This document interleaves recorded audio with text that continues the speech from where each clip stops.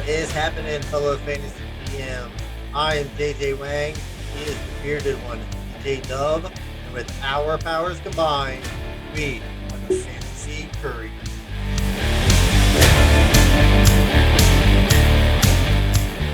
Oh yeah, JJ Wang. We are at our very last show. We are previewing the tight ends for the year, giving our rankings. Are you excited? Are you ready for this one?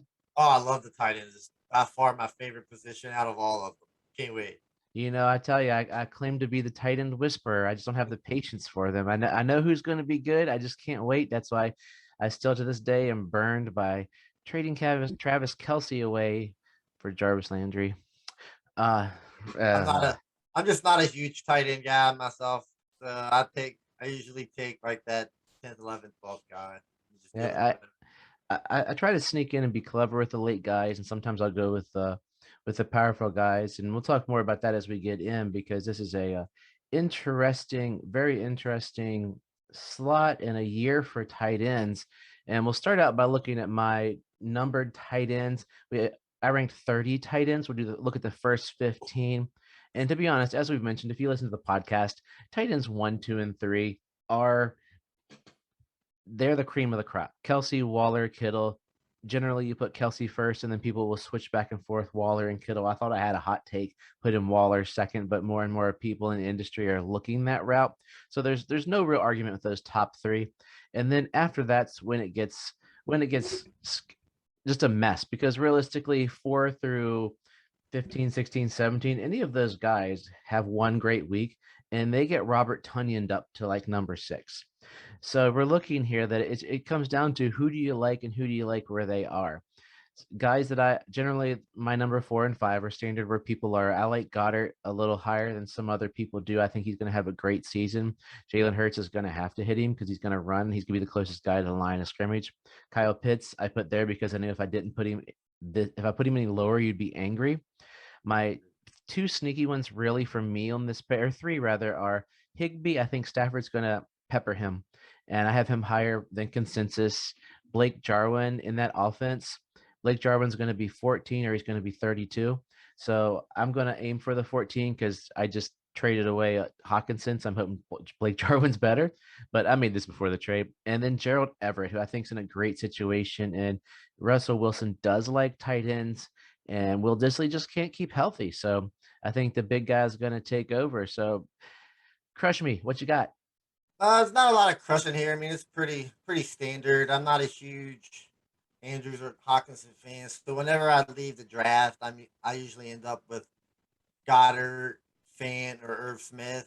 Definitely Adam Troutman over there. He should probably be in the top 10. It's not going to take much. But I there's wrote that those wrong. four They should guys. say Juwan Johnson. I'm sorry. I typoed that. we know we know that's not going to happen. But yeah, I mean, like any of these guys, you can take a stab at. Like I'll take Kyle Pitts pretty early. Yeah. And Been hearing a little couple things about him lately, but other than that, I mean, it's hit or miss. It's pretty much just whoever you like best.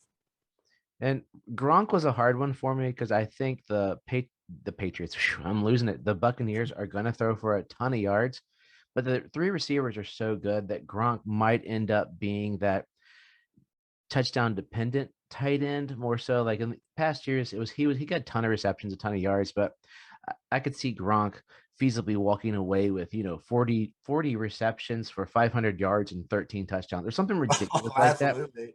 because that Tom Brady might, if I had to make a bold take, that he might be going against himself for that record he set years ago. That team is so good that when you bring back everybody to that account, so Gronk could go higher, could go lower because the receivers are just so good on that team.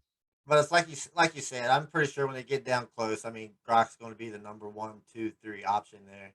Yeah, Mike Evans will steal some of the Gronk power. That's true too. So the next mess of tight ends we're getting into, I said in my opinion probably through 17, 5 through 7, 4 through 17 are interchangeable because you got Cole Kmet who I think is going to be, we say it multiple times, rookie quarter, but I mean Andy Dalton's favorite person to throw to.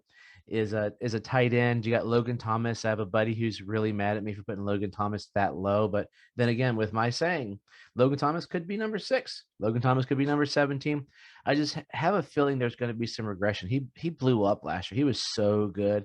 I love what Logan Thomas has done, how he's changed the trajectory of his career because he came in as the quarterback from Tech. But I don't know. Probably the sneakiest one for me in this list that I hear so much good about is Anthony Firkser in Tennessee. He's going to be by himself. You got the two guys on the outside. Jonnu is in the Patriots trying to bring back Hernandez and Gronk power. But Firkser, I've heard good things coming out of there, and that offense is going to be pretty good. So he could be a sneaky one in there. And some people say don't sleep on Hayden Hurst. Pitts is getting all the attention, but two tight ends on a team, Hayden Hurst isn't going to be in that top 17, but he could be a sneaky if you're struggling and people take all the tight ends you guys set there. He might not be too bad. Yeah, maybe. Who knows? Like I said, out of, so from 16 to 30, I can probably guarantee you that I won't have any of these guys on my team ever. I do got Zach Ertz in the league in the Bourbon Bowl, of course. But other than that, if I'm waiting to this long to draft a tight end, I've pretty much just given up any points on it at all. So I mean, like I said, Anthony Ferguson is probably the only one that I would take a shot on. But other than that, you should not wait this long for a tight end And that you this is have to really, use. if you're looking at these guys, we have two tight end premium leagues, and I carry multiple tight ends. I have Jordan Atkins on a team. He could be on a bad team, throw to the ginormous guy as he turns around. Another guy that could be probably at 31 for me would be like Mo Alley Cox, who's another gigantic human being. So you're throwing darts, and you get, Peter Fairmouth isn't on here. So there's names out there. If you're in tight end premium, you're going to go farther than this, but general leagues, you're going to basically look at these first 15 because someone's going to think they got to have two tight ends in a single tight end league, which is kind of silly. So let's jump up to you. As we've said in our previous shows, tiered rankings.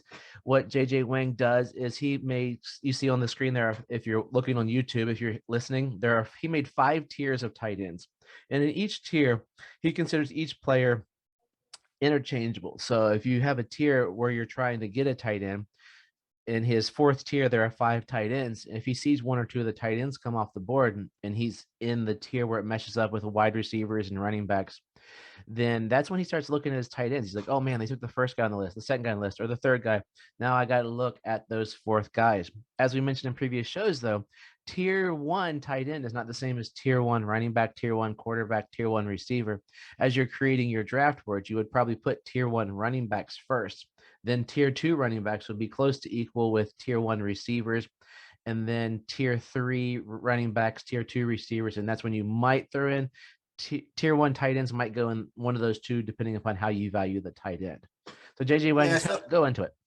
yeah, so I won't spend too much time here because it's pretty much the exact same rankings as you have. So I don't want to take up listeners' time with repeating the same thing. But of course, I got Kelsey Waller and Kittle in my tier 1. Tier 2 over there is like I said, it's the remaining tight ends that are probably going to be relevant that you can probably rely on. I got Kyle Pitts, Hawkinson, Andrews, Fant, Goddard. I think Pitts is going to be great. I think Fant's going to be really good if they can get that quarterback situation figured out. Then of course over here in tier 3, my 2 favorite guys actually are probably Irv Smith and Adam Troutman.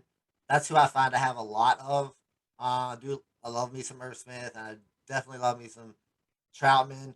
But other than that, like then after that, it's just the rest of the guys that, like you said, you would play in the double tight end premium leagues that you would hopefully hit on. But like other than that, pretty much the exact same thing you got.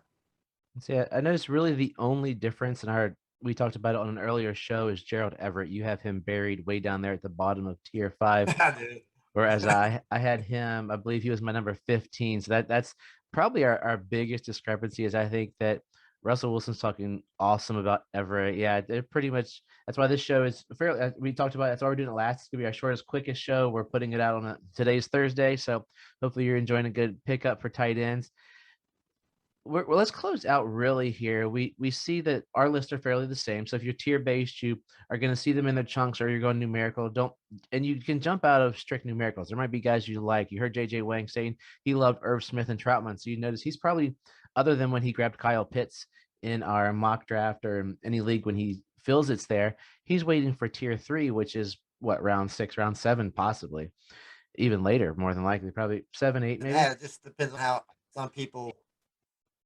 Yeah, I mean, it would be like I don't think Adam Troutman is going in single digit rounds at the moment. I No, mean, I feel Mike. like he's.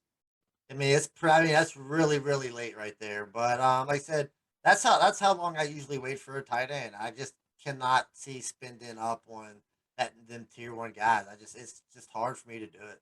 And that's what I was going to close out on as I'm stopping the share screen if you're watching for us to think about. I am of almost a different ilk than you are. I would be willing, if I could get Kelsey, Waller, and Kittle, I would give up a first, second, third round pick, probably in that order for those guys. But only if I was getting Kelsey, it'd have to be later first round. Waller, mid to later second round, and Kittle, pretty much anytime in the third round if they are there, because the statistical advantage you get from these guys over anybody else on this board. If I have Kelsey, I don't. Some guys want to get a backup tight end. There's no need. You pick up a scrub for the bye week and just pray he doesn't get hurt. But the Travis Kelsey is essentially a high. What did I see? Was he going to be wide receiver 4 last year or something ridiculous like Yeah, that? So wide receiver 4 versus Kyle Pitts. So we've talked about he's probably going to get what we said about 60, 607. That is a, I think those are high, but I'm making you happy. But that's, you're looking at a high end wide receiver too, and the difference in that is just astronomical. And Kyle Pitts is going what, 6th round, 7th round? yeah. But like I said, I just have a hard time picking Travis Kelsey over someone say like Antonio Gibson. I just can't bring myself to do that because like Gibson's going in the second round, middle of the second, and then I see Kelsey going at the end of the first, beginning of the second, and I like my running backs too much to do that. I'm 100% with you on Gibson. If Gibson is sitting there, there's no way. I'll wait Kelsey and hope I get him on the turn. Yeah. But Gibson's one of those guys who's good. But there's other guys there on the end that I wouldn't, because I was with you. I would have taken Gibson in number 5 when you had took Zeke the other day. So Yeah, so I was just hoping Gibson was going to fall back. I knew Gibson was going to fall around in that area, so I was just hoping that I could get him back there.